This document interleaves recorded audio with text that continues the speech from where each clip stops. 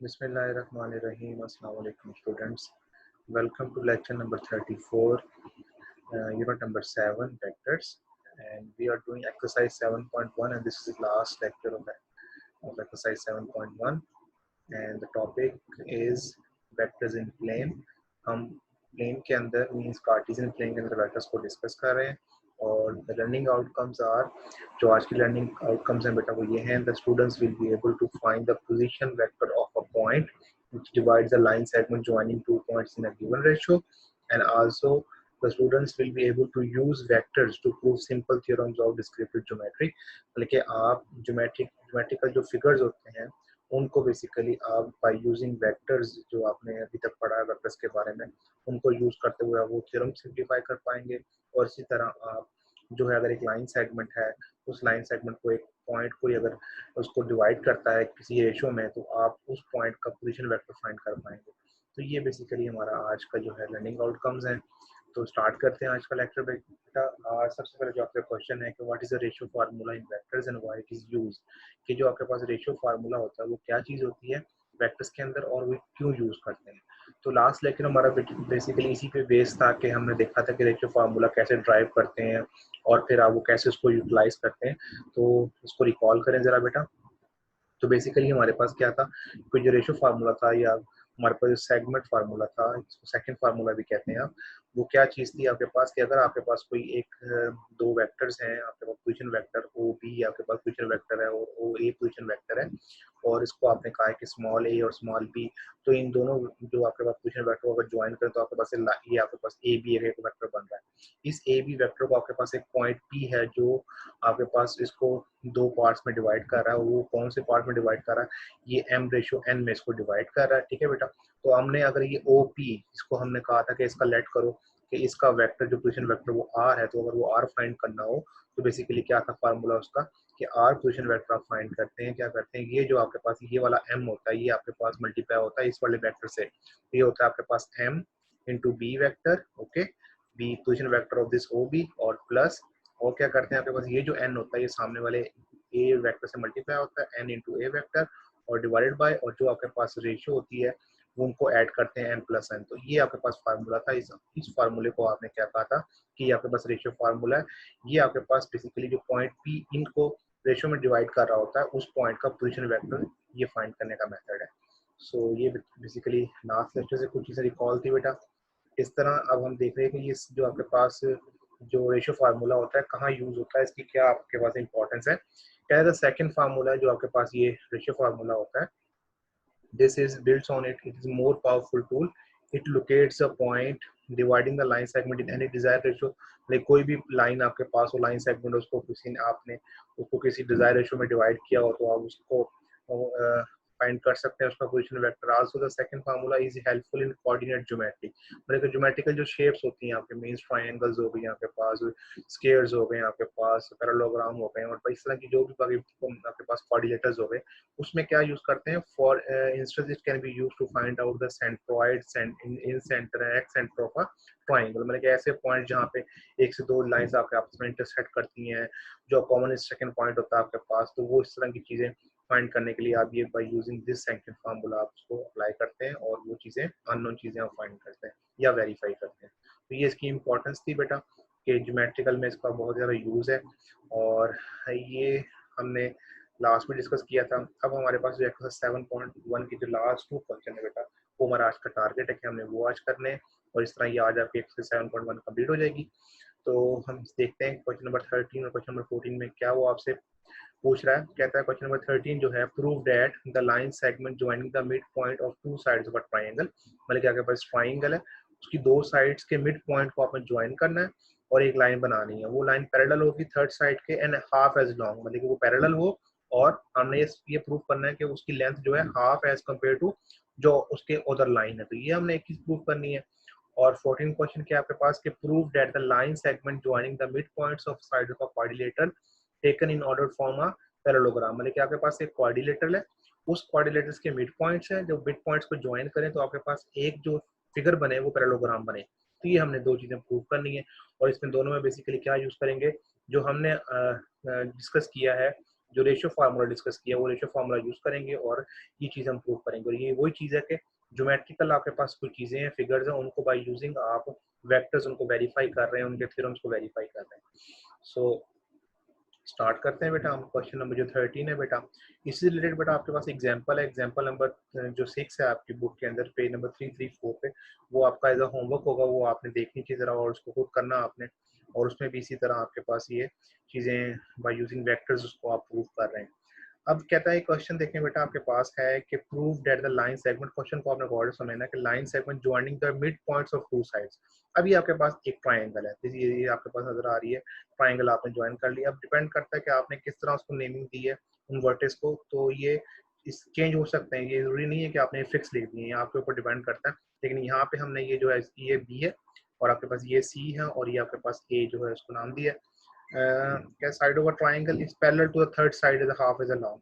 कहता है ये जो आपके पास ए बी आपके पास एक वेक्टर है, ठीक है, इन टर्म्स ऑफ वेक्टर हम बात करेंगे। और आपके पास ये जो आपके पास ए सी है, इनका दोनों का आपको मिड पॉइंट लेना है, मतलब कि ये मिड पॉइंट दोनों के आपके पास जो मीन ऐसा पॉइंट जो ए बी को हाफ मतलब कि डिवाइड करे, मतलब कि ऐसा पॉइंट जो इसको इक्वली डिवाइड कर दे। और इसी तरह आपके पास ए सी है, एक ऐसा पॉइंट ये लेना है जो आपके पास ए सी को डिवाइड कर दे दो इक्वल पार्ट्स में। और इस तरह जब इन दोनों को आप मिलाएं तो इस लाइन की बात की जा रही है कि ये लाइन जो है इस बी सी लाइन के, या ये वेक्टर जब बात करेंगे इस वेक्टर के पैरेलल है, और इसकी लेंथ जो है, ये जो लेंथ है इसकी compare to this B C half half होनी चाहिए उसकी लेंथ। तो ये हमने प्रूव करना है basically by using ratio formula और बाकी चीजें, वेक्टर्स के कंसेप्ट को, इक्वल वेक्टर के कंसेप्ट को यूज करते हुए हम ये प्रूव करेंगे। ओके, तो सबसे पहले कहता है कि suppose that A B C are the position vector of A B C respectively. मतलब कि आपके पास ये जो आपके पास ए पॉइंट था, इसका पोजीशन वेक्टर मतलब कि ओरिजिन से रिलेट करेंगे, एक पॉइंट ओरिजिन है उससे इसका डिस्टेंस देख रहे हैं कि ये पोजीशन वेक्टर जो बन रहा है वो ए, इसको हमने कहा दी कि ये स्मॉल ए के बराबर है। इस तरह बी का भी आपके पास क्या है, वो उसकी कोऑर्डिनेट्स बी हैं, और सी जो है उसके कोऑर्डिनेट्स क्या है, वो सी। तो तीनों का आपने जो है position vectors in terms of A B C आपने उसको देख कह दिया है। ठीक है बेटा, ये आपने लेट कर लिया। तो आप चेंज भी कर सकते हैं पोजीशन, मैंने कहा आप इसको ए कर दें, इसको बी कर दें, इसको सी कर दें, लेकिन जस्ट वो आपके पास नेम चेंज करने से क्या हो जाएगा कि फिर इसका पोजीशन वेक्टर ए हो जाएगा, इसका बी और सी, इस तरह उसकी वैल्यूज चेंज हो जाएंगी। लेकिन जो अल्टीमेटली हमारा आंसर होगा उस पर फर्क नहीं पड़ेगा, वो कैलकुलेशन हमारी एज इट इज रहेगी। ओके, अब लेट कर लें कि ये जो आपके पास ए बी हमारे पास है, ठीक है, जो ए बी है हमने कहा कि उसका जो सेंटर जो आपके पास पॉइंट है, जो मिड पॉइंट है वो डी है। ओके बेटा, और इसी तरह जो आपके पास ये आपके पास सी ई है, इसका जो सेंटर पॉइंट है वो आपके पास क्या ई है। मतलब कि हमने इन दोनों जो वेक्टर्स के मिड पॉइंट ले लिए, इसको डी का नाम दे दिया, इसको ई का नाम दे दिया। ओके, तो पोजीशन वेक्टर ऑफ डी कैसे फाइंड करेंगे आप, पोजीशन वेक्टर ऑफ डी। अब बेसिकली यहाँ पे डायरेक्टली लिखा हुआ, लेकिन आपको पता है कि ये जब मिड पॉइंट हमने कहा कि ये मिड पॉइंट है, तो आप याद करें हमने एक ऑलरेडी पढ़ी थी कि जो रेशियो फार्मूला है, बेसिकली रेशियो फार्मूला क्या था आपके पास, रेशियो फार्मूला ये था, जब हम पी क्यू की फॉर्म बात करें कि बेसिकली जो आपके पास क्यू होता है वो आपके पास वेक्टर ए से मल्टीप्लाई होता है, जो आपके पास एक पोजीशन वेक्टर, और जो आपके पास पी होता है वो वेक्टर बी से मल्टीप्लाई होता है, और नीचे आपके पास क्या होता है, पी प्लस क्यू दोनों का सम होता है। तो ये बेसिकली क्या होता है, ये आपके पास वो वेक्टर आता है जो किसी लाइन सेगमेंट को दो पार्ट्स में डिवाइड करे, मतलब रेशियो में डिवाइड करे। लेकिन जब हमने एक चीज डिस्कस की थी कि अगर रेशियो पी और रेशियो क्यू जो है आपके पास, वो आपके पास अगर मिड पॉइंट बन जाएगी तो पी रेशियो क्यू क्या हो जाएगी, वो 1:1 हो जाएगी। मतलब कि इसका मतलब है जो उसकी लोएस्ट फॉर्म है, मतलब कि जो लेंथ को इक्वल पार्ट्स में डिवाइड करेगा उसकी बेसिकली रेशियो जो होगी 1:1 होगी। इसका मतलब पी भी 1 और क्यू भी 1। ओके, तो इस फार्मूले को ध्यान में रखें, अगर मैं पी की वैल्यू यहाँ 1 पुट कर दूं और क्यू की वैल्यू भी 1 पुट कर दूं, ठीक है, तो बेसिकली क्या बन जाएगा, ये तो 1 हो गया, 1 इंटू ए और 1 इंटू बी बी, और p प्लस क्यू 1 प्लस 1 यहाँ पे 2। तो ये देखिए ये वही चीज है, बेसिकली हमने रेशियो फार्मूला यूज किया है, but in this case because D जो भी आप बात करें, डी की बात करूंगा या बाद में ई की बात करूंगा, ये मिड पॉइंट है। अब जब मिड पॉइंट है इसका मतलब है जो हम रेशियो की बात करते हैं, ये पी और क्यू रेशियो में डिवाइड किया, तो ये पी जो है आपके यहाँ भी 1 है और क्यू भी 1 है यहाँ पे। सिमिलरली इस साइड भी जो आपके पास यहाँ पे पी और क्यू है वो दोनों 1 है। इसका मतलब है जो आपके पास हमने मल्टीप्लाइंग फैक्टर जो करते हैं हम p इंटू ए करते हैं और p इंटू बी करते हैं और q इंटू ए करते हैं, वो आपके पास वो सिंपली आपके पास वो जस्ट उसके पोजीशन वेक्टर्स रह जाएंगे, और a और जो p और q वाला जो आपके पास टर्म्स है वो 1 में कन्वर्ट हो जाएंगी।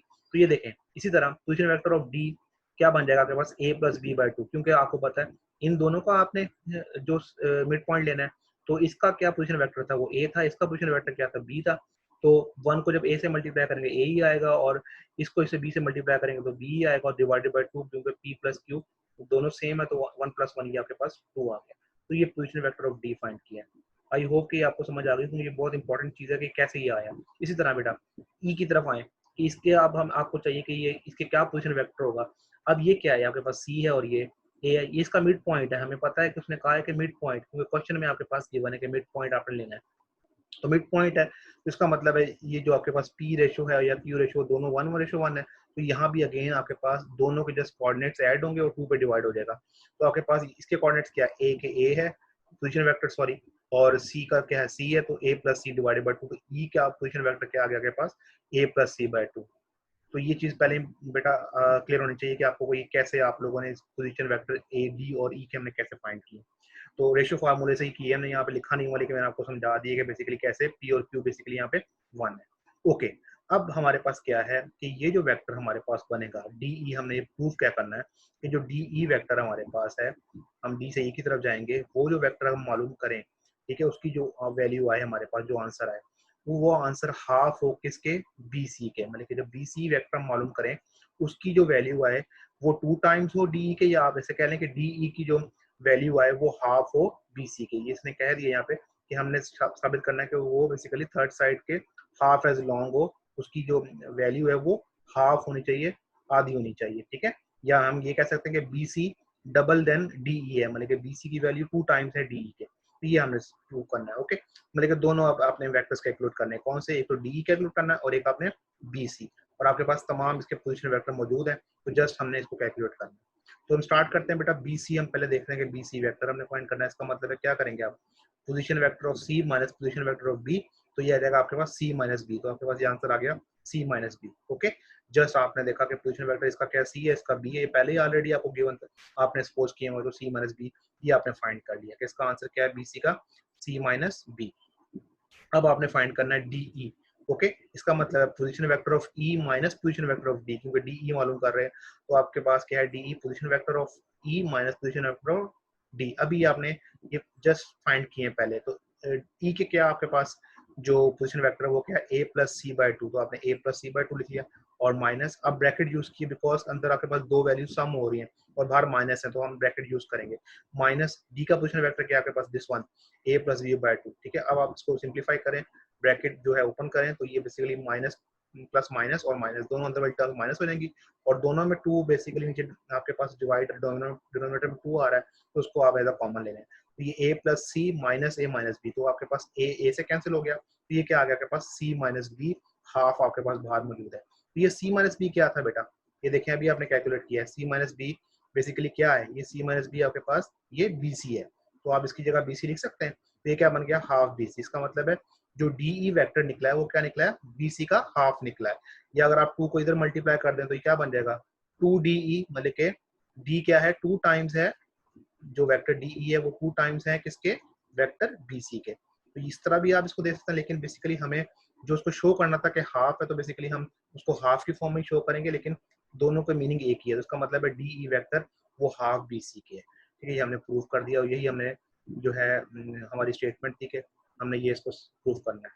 तो इसमें जो बेसिकली हमारे पास जो इम्पोर्टेंट चीज थी वो ये थी कि आपका D और E के कोऑर्डिनेट्स कैसे आपने, जो बेसिकली आपने पोजीशन वेक्टर कैसे फाइंड किया, तो रेशियो फार्मूला ही यूज हुआ है। लेकिन क्योंकि जब मिड पॉइंट होता है, तो हमने देखा था कि जब मिड पॉइंट होता है तो जो आपके पास रेशियो फार्मूला है वो पोजीशन वेक्टर क्या बन जाता है आपके पास, R is equal to just आपके पास A प्लस B, जो दोनों position vector plus divided by 2 आपके पास ये फार्मूला बन जाता है। ये हमने डिस्कस किया हुआ, या फिर इसको आप समझ लें कि P और Q अगर आप डायरेक्टली फार्मूले में यूज करना चाहते हैं तो P की वैल्यू भी 1 यूज करेंगे और Q की वैल्यू भी 1 यूज करेंगे, जब आप मिड पॉइंट, जब वो पॉइंट जो आपके पास किसी लाइन को डिवाइड कर रहा होगा वो मिड पॉइंट होगा।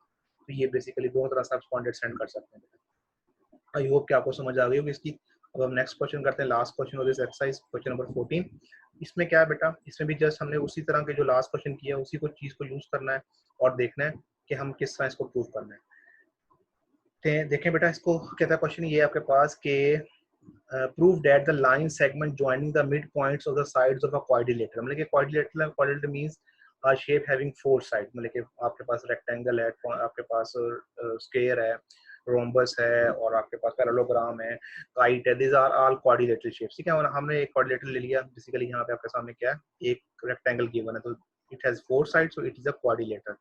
कहता है एक क्वाड्रिलेटरल की आपने लेनी है, उसके मिड पॉइंट्स लेने हैं। अगेन यहाँ मिड पॉइंट्स आ गया है, तो मिड पॉइंट्स आ गए तो आपके जहन में आना चाहिए कि बेसिकली जो आपके पास रेशियो फार्मूला है वो जो कन्वर्ट हो जाएगा, जो इसका पोजीशन वेक्टर होगा वो क्या हो जाएगा, जस्ट आपके पास कोऑर्डिनेट्स दोनों आपने पोजीशन वेक्टर को सम करना है और डिवाइडेड बाय 2, तो ये हमारे पास मिड पॉइंट्स है। यहाँ जहन में आ गया, अगर पी क्यू आपके पास वो 1 1 है, तो कहता है take in order to form a parallelogram, मतलब जब मिड पॉइंट्स आप इस क्वाड्रिलेटरल के ज्वाइन करें तो वो एक पैरेललोग्राम बने, मतलब कि जो लाइन सेगमेंट आपके मिड पॉइंट्स इनके क्वाड्रिलेटरल के हों, उनकी जो लाइन सेगमेंट से एक नया शेप बने, वो क्या होना चाहिए, वो पैरेललोग्राम बननी चाहिए, हमें प्रूफ करना है। ओके, आपके सामने ये शेप है बेटा, आप इसमें देख भी सकते हैं कि ये हमारे पास एक एडी वेक्टर है, ठीक है बेटा।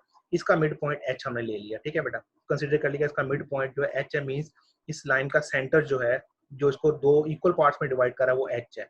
इसी तरह ये डी जो आपके पास सी नजर आ रहा है, इसका जो मिड पॉइंट है वो जी है, आपको नजर आ रहा है, एक पॉइंट जी है, मतलब कि जो इस साइड को दो इक्वल पार्ट्स में डिवाइड कर रहा है। तो ये आपके पास ये सी बी, इसका जो सेंटर है आपके पास मिड पॉइंट है, वो आपके पास एफ है, जो इस लाइन को दो इक्वल पार्ट्स में डिवाइड कर रहा है। और इस तरह जो ए बी है, उसका जो मिड पॉइंट है या सेंटर पॉइंट है, वो ई है, जो इस ए बी को दो इक्वल पार्ट्स में डिवाइड कर रहा है। अब क्वेश्चन ये था कि जब ये आपने मिड पॉइंट फाइंड कर ली, जब इनको मिड पॉइंट्स को आपस में ज्वाइन करोगे, for example this E joining with A, H joining with G, G joining with F and F joining with E, ये जो शेप आपके पास बने अंदर, ये आपने प्रूव करनी है कि ये पैरेललोग्राम है, ठीक है। तो यहाँ पे आपके पास अगेन वो पैरेललोग्राम की डेफिनेशन आप अप्लाई करेंगे, लेकिन उससे पहले क्या जरूरी है बेटा, उससे पहले जरूरी ये है, इस पैरेललोग्राम को शो करने से पहले जरूरी है कि आपको इस एज के इस मिड पॉइंट का आपको पोजीशन वेक्टर पता हो, इस जी का पोजीशन वेक्टर पता हो, इस एफ का पोजीशन वेक्टर पता हो और इस ई का पोजीशन वेक्टर पता हो। तो अगर सबसे पहले आपने इन चारों के बेसिकली पोजीशन वेक्टर फाइंड करने हैं, और फिर जब उनके चारों के पोजीशन वेक्टर आ जाएंगे, फिर हम ये पैरेललोग्राम प्रूव करना। तो पैरेललोग्राम में आपको पता है, जैसे हमने क्वेश्चन में किया था कि पैरेललोग्राम में ऑपोजिट साइड्स इक्वल होती हैं, तो ये वेक्टर एच जी हम प्रूव कर देंगे, एच जी अगर उसकी वैल्यू ई एफ के बराबर आ जाए, और इसी तरह ये जो वेक्टर है आपके पास ई एच, ये जो वेक्टर हम फाइंड करें, इसकी वैल्यू अगर एफ ऑफ जी के बराबर आ जाए, इसका मतलब है तो ये जो साइड्स हमारे पास जो हमने ज्वाइन की है लाइन सेगमेंट को, मिड पॉइंट्स को, तो ये पैरेललोग्राम बन रही है। तो ये हमारा टारगेट है। तो आई होप कि आपको समझ आ गई क्वेश्चन की हमने क्वेश्चन क्या करना है, ठीक है बेटा। तो आप देखें, सबसे पहले जैसे हमने लास्ट क्वेश्चन में किया था कि ए बी सी डी इसके वर्टेक्स हैं, तो हमने कहा कि हम जो इसके पोजीशन वेक्टर्स हैं वो क्या आपके पास स्मॉल ए का पोजीशन वेक्टर है, स्मॉल बी कैपिटल बी का पोजीशन वेक्टर है, और स्मॉल सी कैपिटल सी का, और स्मॉल डी जो है वो कैपिटल डी का पोजीशन वेक्टर है। उसके स्मॉल लेटर से हमने पोजीशन वेक्टर ले लिया।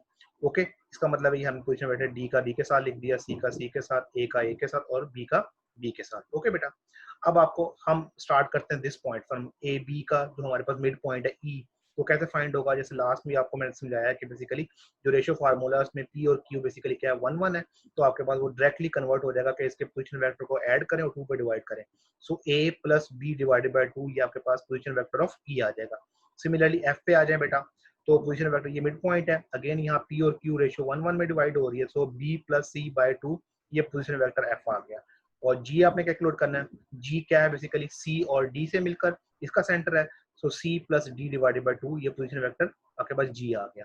और एच है बेसिकली आपके पास लास्ट वन, दिस वन, जो मिड पॉइंट है आपके पास डी और ए का, तो डी प्लस स्मॉल ए, या A plus A small A plus D divided by 2, ये आपके पास एच के जो है वो पोजीशन वेक्टर आते हैं। तो हमने जो मिड पॉइंट से इस क्वाड्रिलेटरल के, उसके हमने तमाम के पोजीशन वेक्टर फाइंड कर लिए, पहला हमने जो है वो काम कर लिया, ठीक है।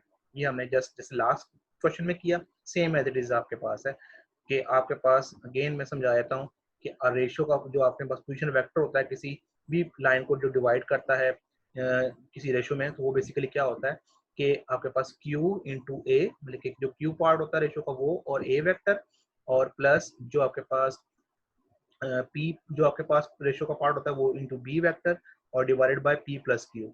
अब जब आपके पास वो जो पॉइंट होता है वो अगर मिड पॉइंट हो, तो P और Q जो होते हैं बेसिकली वो आपके पास 1:1 होते हैं, मतलब कि P की वैल्यू भी 1 होती है और Q की वैल्यू भी 1 होती है। तो ये आपके पास जो फार्मूला है, आपके पास रेशियो फार्मूला, वो कन्वर्ट हो जाता है जस्ट कि पोजीशन वेक्टर आप लेंगे जस्ट दोनों, जिस जिस लाइन की बात कर रहे हैं, जिसको वो R जो है आपके पास वो जो पॉइंट है डिवाइड कर रहा, तो वो मिड पॉइंट है, तो इस केस में A प्लस बी और जस्ट आप समझें कि दोनों के पोजीशन वेक्टर को ऐड करें और 2 पे डिवाइड करें तो वो आपके पास मिड पॉइंट का पोजीशन वेक्टर आ जाएगा। उसी चीज को मैं यूज करते हुए ये सारे पोजीशन वेक्टर फाइंड कर लिए। अब बेसिकली देखें आप हमने क्या करना है, जैसे मैंने आपको भी एक्सप्लेन किया है कि हमने ये प्रूव कर देना है, अगर पैरेललोग्राम है तो एच जी वेक्टर फाइंड करेंगे हम। एच के भी मेरे पास पोजीशन वेक्टर है, जी का भी मेरे पास अब मौजूद है।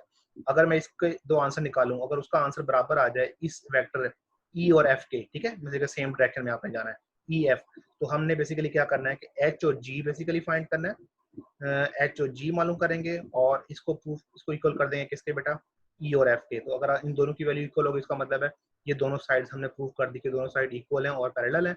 सिमिलरली अगर हम ये कर पाए ई और एच, मतलब कि ई और एच अगर हम कर पाए, ई और एच की वैल्यू इक्वल कर पाए हम किसके, एफ ऑफ जी के, तो इसका ही मतलब है हमने क्या कर दिया, ये आपके पास दोनों को प्रूव कर दिया।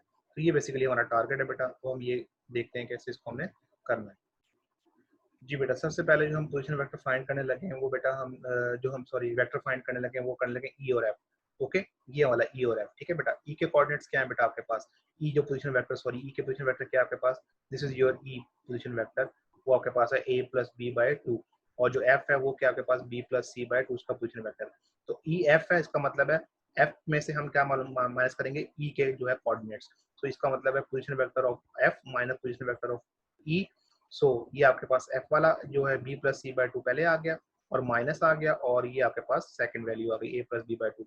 अब आप देखें जब इसको आप ब्रैकेट को सॉल्व करेंगे तो ये b है और ये माइनस प्लस माइनस, उसका मतलब b से कैंसिल हो जाएगा। तो आपके पास क्या आंसर आ जाएगा, c minus a by two, क्योंकि दोनों का डिनोमिनेटर आपके पास 2 है तो जस्ट आपके पास 2 आएगा और ऊपर आपके पास टर्म जस्ट है प्लस माइनस हो जाएंगी। तो ये इसका आंसर आ गया जो आपके पास ई एफ फैक्टर निकाला वो क्या निकाला आपने, c minus a by two. ये वैल्यू आपने याद रखनी है। ओके, अब हम क्या कर रहे हैं, उसने जो है इसका मतलब कि बारी बारी वेक्टर सारे फाइंड कर रहा है। उसके बाद ये वेक्टर ये फाइंड कर रहा है एफ ऑफ जी, ठीक है। इस स्लाइड के अंदर लास्ट में आप एफ ऑफ जी है, इसका मतलब है जी का जो आपके पास पोजीशन वेक्टर उसमें से क्या करेंगे, एफ का वेक्टर फाइंड माइनस करेंगे। तो ये आपके पास क्या है, ये आपके पास जी है और ये आपके पास एफ है। तो क्योंकि जी आपके पास पहले आएगा तो this one C plus D by two और minus B plus C by two. तो देखें जब माइनस से ब्रैकेट ओपन होगी तो ये आपके पास यहाँ सी है और यहाँ पे माइनस सी आ जाएगा, तो सी से कैंसिल। तो आपके पास आफ्टर सॉल्विंग ये D minus B by two, मतलब कि आपके पास ये वेक्टर क्या आ गया, D minus B by two. तो ये आपने दो वेक्टर फाइंड कर लिए, ई एफ और एफ जी फाइंड कर लिए। ओके, अब नेक्स्ट स्लाइड में हम कौन से वेक्टर फाइंड करेंगे, अब ये वेक्टर फाइंड करना है आपने, दिस वन ई एच मालूम करना है हमने, एच फाइंड करना है और सिमिलरली एच जी फाइंड करना है। और फिर देखेंगे कि हम कि ये वेक्टर और ये वेक्टर इसका आंसर इक्वल आया कि नहीं आया, और ये वेक्टर और ये वेक्टर इसका आंसर इक्वल आया कि नहीं। अगर आंसर इक्वल आया तो इसका मतलब है कि ये जो हमने साइड्स बनाई हैं ये पैरेललोग्राम की साइड्स हैं। So we will move to the next slide. जी, अब इसमें देखें बेटा हम क्या मालूम कर रहे हैं, एच जी मालूम कर रहे हैं, ठीक है।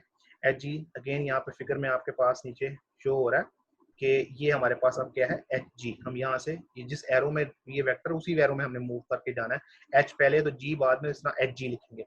और फाइंड कैसे करते हैं कि सेकंड में से मतलब कि position vector of G minus position vector of H. तो जी के आपके पास क्या था पोजीशन वेक्टर, वो था C plus D by two, और एच का क्या पोजीशन वेक्टर है, A plus B by two. तो इनको जब सॉल्व करेंगे देखें यहाँ पे आपके पास जो आफ्टर सॉल्विंग, ठीक है, ये बेसिकली आपके पास a माइनस डी बेटा, ये a प्लस डी है, सॉरी ये गलत लिखा हुआ है, यहाँ पे a प्लस डी है।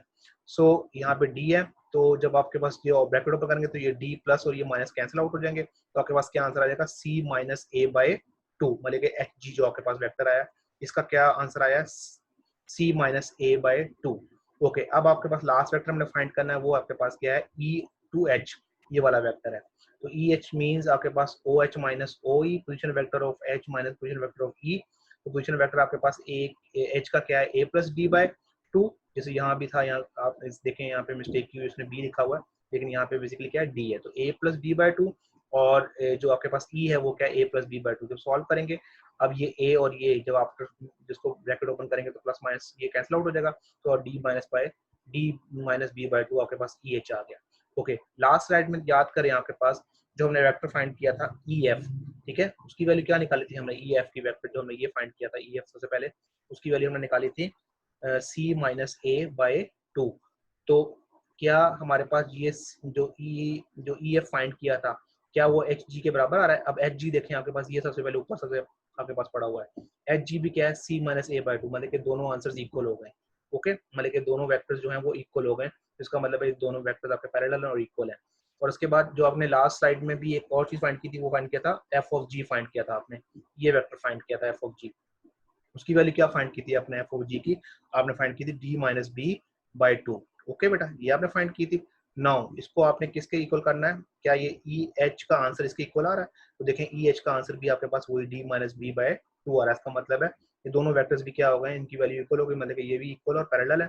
So you can say that E F is equal to H G is equal to E F is parallel to H G. इसका मतलब है कि ये पैरेलल है और वैल्यूज भी इक्वल है इसके, तो पैरेलल हो गया। So FG is equal to EH, this means FG is parallel to EH. So EFG है जो आपने के पास ये जो मिड पॉइंट्स को बनाने से आपके पास जो एक फिगर बनी है वो क्या है आपके पास, वो पैरेललोग्राम है। by using a definition of parallelogram that opposite sides are equal and parallel to each other. So in this way by using the ratio formula आपके पास एक quadrilateral C, उस quadrilateral के आपने मिड पॉइंट फाइंड किए आप by using ratio formula, और फिर उन मिड पॉइंट्स जो आपके पास बेसिकली वेक्टर्स की फॉर्म के अंदर पोजीशन वेक्टर बने, उनको आपने जो है फिर इक्वल इक्वल वेक्टर्स की डेफिनेशन को यूज करते हुए आपने इसको प्रूव कर दिया कि ये पैरेललोग्राम है। सो ये बेसिकली एप्लीकेशन है कि रेशियो जो आपके पास हमने फार्मूला देखा वो कैसे यूटिलाइज कर रहे हैं आप ज्योमेट्रिकल फिगर्स को प्रूव करने के लिए। ओके बेटा, आई होप कि आपको ये क्वेश्चन समझ आ गई होंगे। ये लास्ट दो क्वेश्चन थे हमारे एक्सरसाइज 7.1 के, और अब आपको होमवर्क ये है कि जैसे कि आपको पता है कि एक्सरसाइज हमने कंप्लीट की है और ऑलमोस्ट सब क्वेश्चन डिस्कस किए हैं, तो आपने ये 7.1 के नोट्स आपने बनाने हैं question number 1 to question number 14 के। और अगर इसमें कोई अगेन आपको प्रॉब्लम आएगी तो मुझसे डिस्कस करना है। और एग्जाम्पल नंबर 6 है आपके पास, पेज नंबर 334, वो आपने खुद देखनी है और उसको करना है बेटा आपने खुद, ठीक है।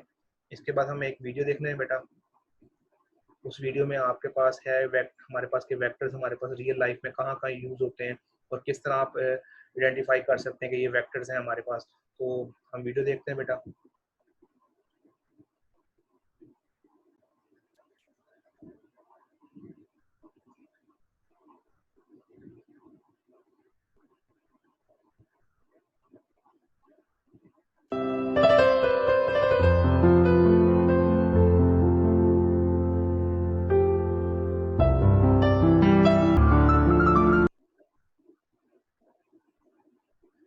जी बेटा, आपने देखा कि इस वीडियो में आपको बताया गया कि वेक्टर्स की क्या क्या एप्लीकेशन हो सकती है डेली लाइफ में। ऑलमोस्ट हर फील्ड के अंदर जो है वेक्टर्स की एप्लीकेशन मौजूद है। तो आज के लेक्चर के बाद बेटा हमारे पास ये आपकी एवेल्यूशन है कि आपने देखा कि आप ये बता पाएंगे कि रेशो फार्मूला कहाँ यूज़ कर सकते हैं, आप कौन कौन से ज्योमेट्रिकल फिगर्स में आप उसको वेरीफाई करने के लिए हम यूज़ करते हैं। आल्सो कि आपके पास जो रेशो फार्मूला होता है वो बेसिकली क्या चीज़ होती है, और उसमें जो एक पॉइंट होता है हमारे पास जो लाइन सेगमेंट को डिवाइड कर रहा होता है, जब वो आपके पास मिड पॉइंट बनता है तो तब आपके पास वो रेशो फार्मूला किस तरह जो है चेंज हो जाता है। तो ये आज का बेटा हमारा लेक्चर था। आई होप कि आप लोगों को जो है चीज़ें अंडरस्टैंड हुई होंगी, और अगर आपकी कोई थ्योरीज होंगी तो इंशाल्लाह आप मुझसे कुछ शेयर करें, हम उनको मज़ीद डिस्कस कर लेंगे।